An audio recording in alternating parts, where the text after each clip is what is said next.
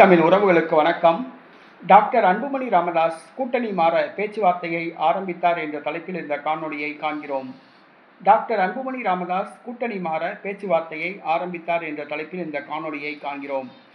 தமிழக வெற்றிக்கழக அரசுக்கு வெளியிலிருந்து ஆதரவு தரும் கட்சிகள் மார்க்சிஸ்ட் கம்யூனிஸ்ட் கட்சி, இந்திய கம்யூனிஸ்ட் கட்சி. ஆனால் விடுதலை சிறுத்தை கட்சி அமைச்சர் பதவி வாங்கி கொண்டு அமைச்சரவையில் பங்கு பெற்று ஆதரவு அளித்துக் கொண்டிருக்கிறது. அதே நேரத்தில் விடுதலை சிறுத்தை கட்சி தமிழக வெற்றிக்கழக அரசுக்கு குடைச்சல் கொடுத்து கொண்டிருக்கிறது. அதாவது தாங்கள்தான் தமிழக வெற்றிக்கழக அரசுக்கு அச்சாணி போன்று உள்ளோம் என்று கூறுகிறது.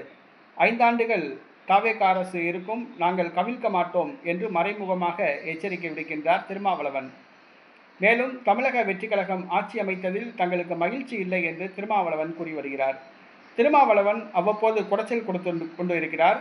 அதே நேரத்தில் உள்ளாட்சி தேர்தலில் தனக்கு இத்தனை மேயர் பதவி வேண்டும், வாரிய தலைவர் பதவி வேண்டும் என்று பட்டியலை நீட்டிக் கொண்டிருக்கிறார்.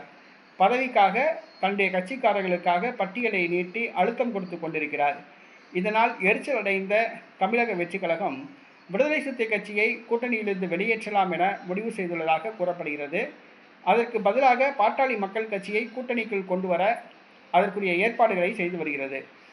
பாட்டாளி மக்கள் கட்சி தலைவர் டாக்டர் அன்புமணி ராமதாஸ் இன்று தமிழக நீர்வளத்துறை அமைச்சர் புஷி ஆனந்தை சந்தித்தார். மேகதாது அணை பற்றி பேசுவதற்காக என்று கூறப்பட்டது. ஆனால் உண்மையில் தமிழக வெற்றிக்கழக அரசில் பங்கு பெறுவது, கூட்டணி அமைப்பது சம்பந்தமாக டாக்டர் அன்புமணி ராமதாஸ் புஷி ஆனந்துடன் பேச்சுவார்த்தை நடத்தியுள்ளார்.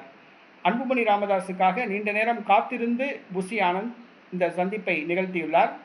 தற்பொழுது பாமக தமிழக வெற்றிக்கழக அரசில் பங்கு பெறலாம், விடுதலை சிறுத்தை கட்சி தாவேகா கூட்டணியிலிருந்து வெளியேறலாம் என்று எதிர்பார்க்கப்படுகிறது.